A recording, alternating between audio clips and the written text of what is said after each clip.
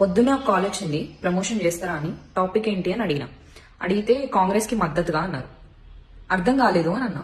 అంటే హెచ్సియుకి వాళ్ళు ఇట్లా చేసినారు కదా, దానికి మేము కొన్ని పాయింట్స్ పంపిస్తాం, కొంచెం మద్దతుగా మాట్లాడాలి. నేను చెయ్యను. మీరు చేసిందే తప్పు. నేను పార్టీలకు యాంటీ కాదు, కానీ మీరు చేసింది చాలా పెద్ద తప్పు. మళ్ళీ దానికి మద్దతు పలకడం ఏంది? మీరు ప్రకృతిని రూన్ చేసి ఫ్యూచర్ ని బిల్డ్ చేస్తా అన్నారు. ఫ్యూచర్ ని ఇక్కడ కూల్ చేసి ఫ్యూచర్ ని కడతా అన్నారు. అది కాకుండా ఆడోళ్ల మీద చేతులేసిండ్రు.